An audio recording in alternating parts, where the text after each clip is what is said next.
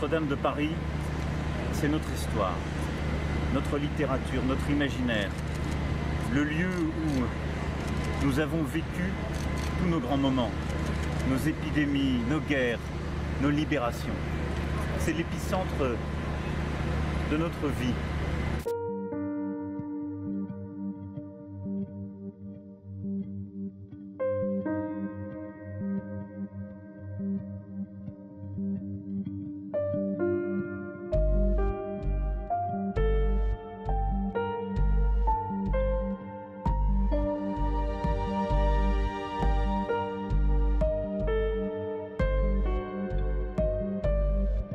C'est un lieu repère, c'est un lieu refuge dans l'histoire de France. Notre-Dame de Paris, c'est là où on s'est rassemblés, dans les joies, comme dans les peines, comme dans les drames de notre histoire.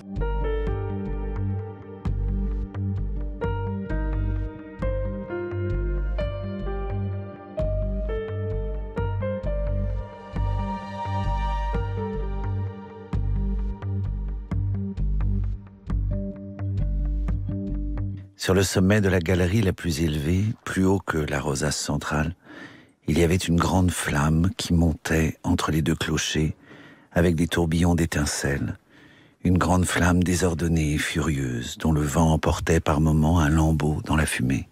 On imagine cette cour des miracles décrit par Victor Hugo et puis ensuite le livre lui-même, Notre-Dame, qui est un chef-d'œuvre de la littérature et qui rend un hommage si clair, si simple, si net à l'esprit humain s'exaltant dans l'architecture.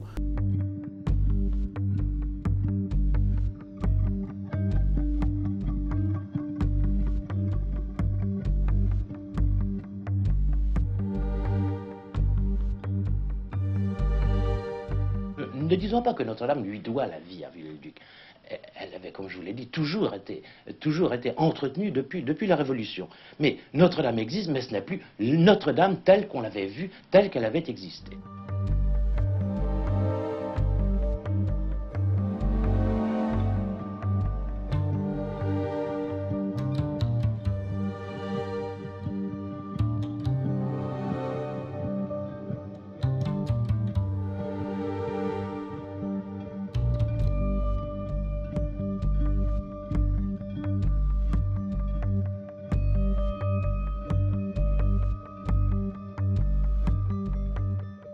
Les représentants du monde entier étaient arrivés ce matin à Paris pour assister, avec le président de la République, Jacques Chirac, à cet hommage solennel.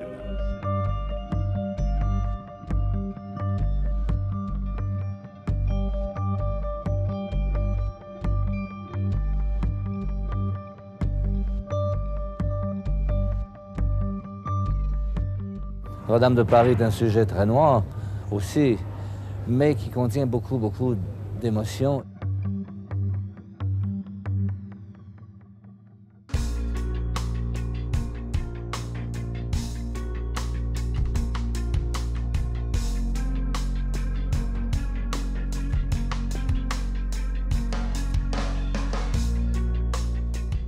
Pour nous, la religion est un problème, la figure du pape est un problème, les institutions religieuses sont un problème et on aimerait en fait voir ces institutions-là et cette mentalité-là changer.